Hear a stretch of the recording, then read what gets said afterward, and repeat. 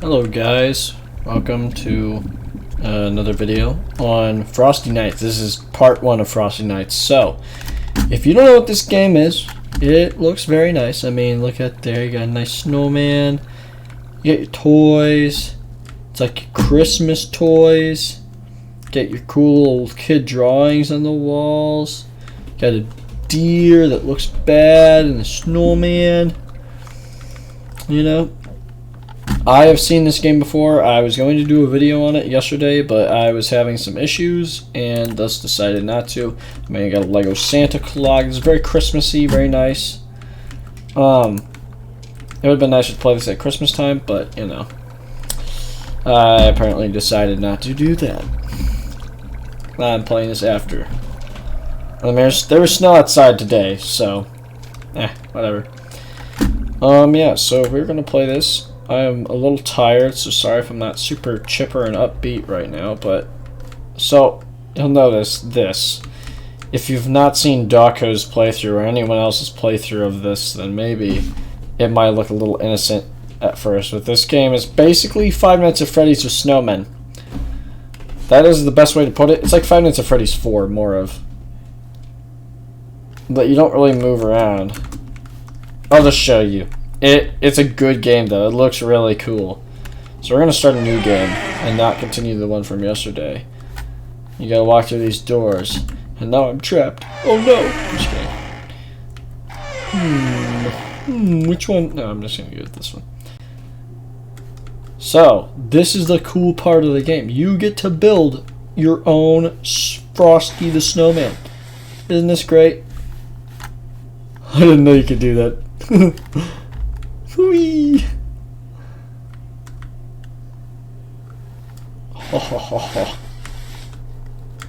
Gonna grab his little buttons. I'll put those on there. Gonna grab his nose. Alright, well he's done. Actually. Well, you gotta put arms on him first. We can't let him be an amputee snowman. He must be able to grab the little kitties and toss them in his van and then drive away and eat them later. I don't know. I really like this game. I like the design of it. It's a very nice and Christmassy. Alright, he's done. He's ready to, you know, pull a William Afton. Oh, never mind. He needs a top hat. That's what he needs. I mean, realistically, he'd also need a corncob pipe, but we don't have one of those. We didn't have the budget to get one of those. And now it just fades. That was interesting. It just fades into this. The intro. So, for today's episode, I am probably going to... just going to make, like... just this episode, like, with the recordings of the story.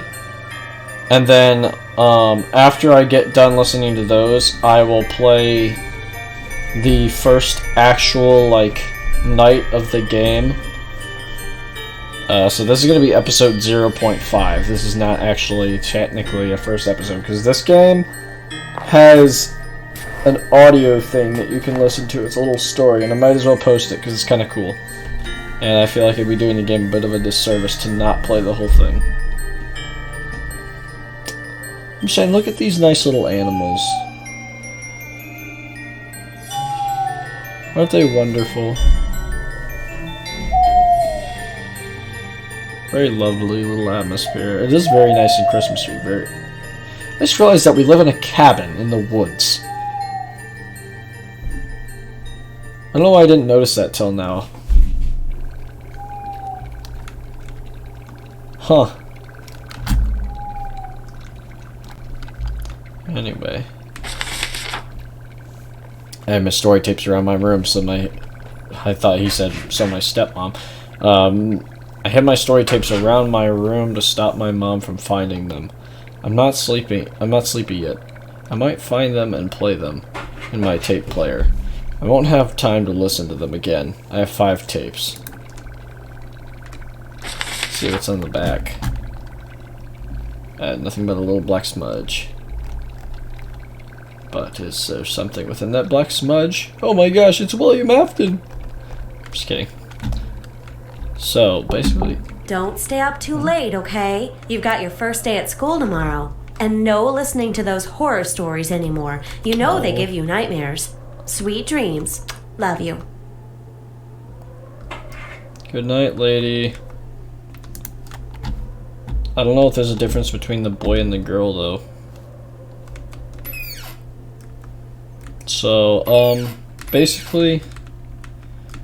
Okay, also, I will preface this with saying I have...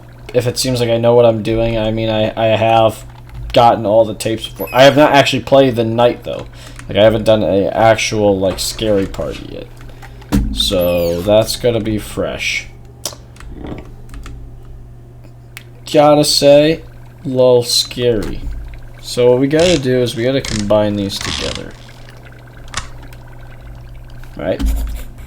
We got that.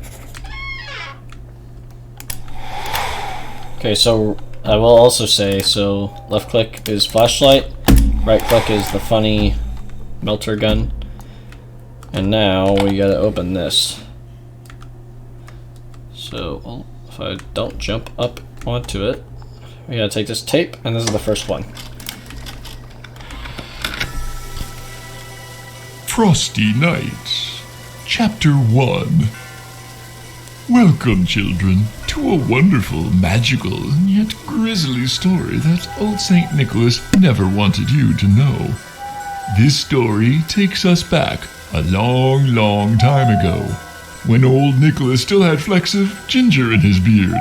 We'll just call him by what everyone today know him as, Santa. We will start from the very beginning, when Santa was still scouring the world for the perfect place to build his workshop. He found none better than the North Pole, where magic seeped readily from the earth. So much magic was there that Santa learned to use the magic in ways he had never dreamt. His body no longer grew old. He could slow time around him to a near complete stop, and as long as he gathered enough magic, he knew he could travel the world in what to us was a single day. Even slowing time as he could, Santa quickly realized to make enough toys for every child in the world would take him far too long. So Santa placed his hands into the snow and called to Mother Nature herself for help. Mother Nature was gentle as she was wild. She saw the kindness in Santa's heart and agreed to help by melding Santa's magic and Mother Nature's spirit into the snow itself. The first of the snowmen bubbled up from the ground like liquid snow, yet unmoving and lifeless just as the snowman we know today. Mother Nature seemed to pause before then placing a carrot for its nose. You see, everything that is alive requires a small part of life to begin with. The acorn for the oak tree, the egg for the red robin, and the love of a mother and father for humanity. The carrot twitched, and ever so slowly eyes within the sphere of snow began to appear, and opened for the first time. Santa slanted his head to the side in a curious thinking gaze as he took off his scarf and hat and placed it upon the snowman. Taking a step back, he looked again and smiled. The snowman smiled back. As Santa, the father, and Mother Nature as the mother, the snowmen were all too happy to help Santa build his workshop and all the toys for every child in the world.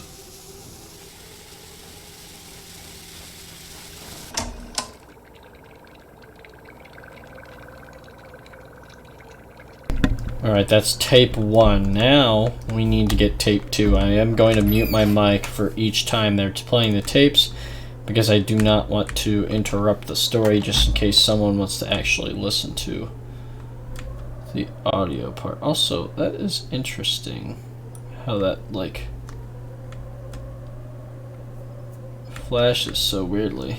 I don't know. That must be just be... Oh, hold on. It's like text, it almost looks like. No, it's not. Maybe it is, I don't know. I don't have fast enough eyes. Anyway. Chapter 2. Many years had passed, and children throughout the world had Christmas within their hearts. Santa had delivered toys year after year to the children of the world, and the world was a better place for it. However, there were children who were not happy with Santa's toys alone, and demanded more and more. The parents of many of these children succumbed to their child's wishes and began to buy more and more as each year passed. Each year, more and more trees were getting cut down. Toy factories could not keep up with the demand, and forests were not being replanted and regrown as Santa did with his magic. Mother Nature watched as the birds, squirrels, deer, bears, and countless more of her children were left homeless and died. Mother Nature once saw humanity as her children, but each year as the destruction for toys carried on, she became more and more furious. Santa understood Mother Nature's anger and tried to make amends by creating the naughty list.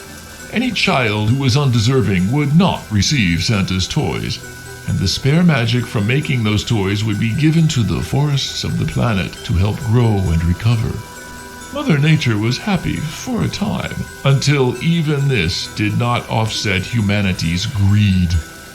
Humans, now with great machines, powered from the fossils of her most ancient children, began to pollute the air, water, the earth. Forests vanished before her eyes, and entire species began to die. Mother Nature wept for many years, hoping humanity would hear her and stop the pain they were causing. Her cries were drowned out by the drills boring into the planet, the saws biting into the trees, and the roaring of flames in engines. The pain turned to anger, and the anger to fury. Santa was helpless as Mother Nature's suffering began to warp the minds of the snowmen. One by one, they stopped working on toys and slowly but surely faded into the distance as they left the workshop behind. Santa eventually found the elves high up in the mountains that were glad to be of help to Santa. However, our story is with the snowmen and not Santa. Alright, now we are to part 3. Should be in here. Correct. Alright. Do this, and where's that? Chapter 3. John had just gotten home from school. He quickly grew excited as he spotted the snowman outside his bedroom window. John's dad often made him surprises, and he quickly ran out to decorate the snowman. John used his favorite scarf and hat and found the shiniest rocks he could for the buttons. John was very proud of his decorations, and soon it was time for him to go to bed. Looking out the window, he smiled at the snowman as his eyes slowly began to close. John awoke with a chill in the air and snow on his bed. He opened his eyes to see the window was wide open. Confused and sleepy, he got up and closed the window. As he looked out, however, he noticed the snowman's hat was missing. It must have blown off in the wind, he thought. Upon getting back into bed, he found the hat on top of his covers. He stopped and thought for a moment. His mom must have taken it off and put it there for him. After all, he no longer had a hat to wear for school tomorrow, and it was very cold outside in the mornings. The next day, John returned again from school, and a second snowman was right next to the first. He couldn't believe it. His dad had built him a second. He went into the closet and found his box of old worn clothes, hats and scarves, too tattered to wear, but sentimental enough to keep. John decorated the second, and again smiled with pride, as it almost seemed like the snowman smiled back at him. A trick of the imagination. And John thought how cool it would be if snowmen really were alive.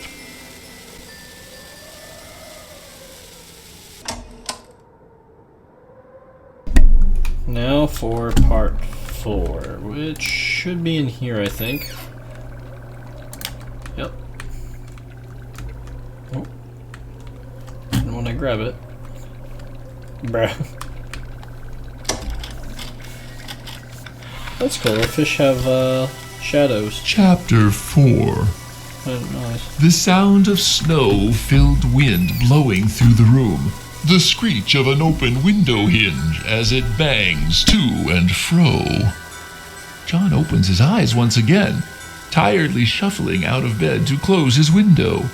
John freezes as his hand reaches for the latch. Only one of the 2 snowmen are outside his window. Why has someone moved it? John hears a dripping sound coming from his closet. John may only be a child, but he's never been scared of the dark or monsters. He's too clever to believe in fairy tales, so why would monsters be any more real than those? He heads over to the closet, and with a gentle pull, begins to open the door.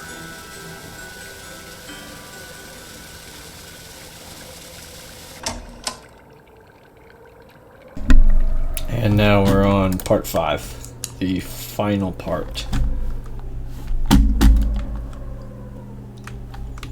Here we go. If I can grab it and actually get it out of here. There we go. Chapter 5. John's vision begins to adjust into the darkness from staring at the bright moonlight outside. Nothing. His closet is empty besides a few boxes. The dripping sound continues though, so he steps inside to try and listen to where it's coming from. As he does so, he hears a loud thud near his still open window. John pokes his head out of the closet, and there in front of the window is the snowman that only a minute ago was standing outside.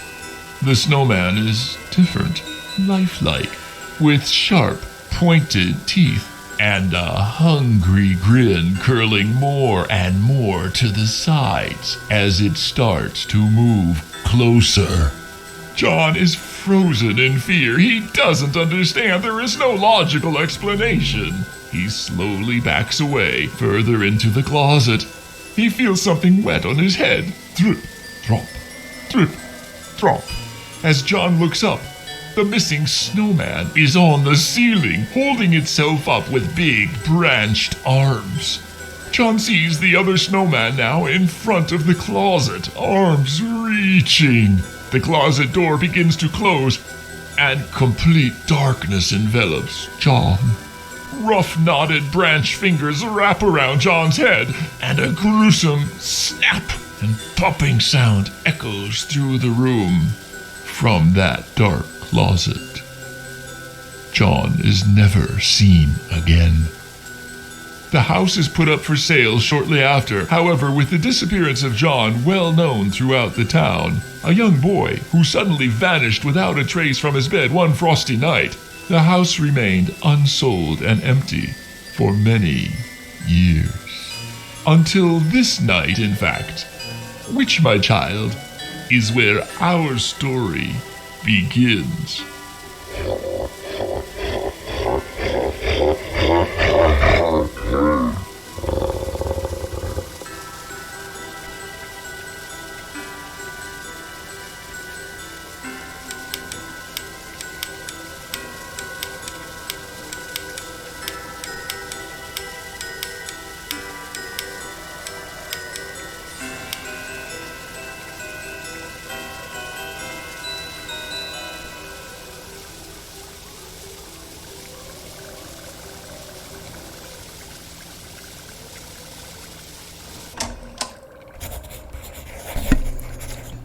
Honestly, that guy's voice really creepy. Not gonna lie. Not really sure why he has to sound so weird. It's not even a spooky story kind of thing. It's just like he's weird sounding. Anyway, so I'm going to read this now. Okay, because it's different than it was before. Snowman is coming. I have to prepare. I need to find something to scare snowmen. Something to see in the dark. Something to bind. Oh, I see. What is this? That's what I have made here. Just bring everything to the table. I already done that. Alright. Well, guys, I have decided to end this part here because I've been filming for 21 minutes, and I think that's a little bit long for an episode. Or I think that's enough for an episode. I think if I do a night with that, I think it's gonna be a little too long. So, I will see you guys later.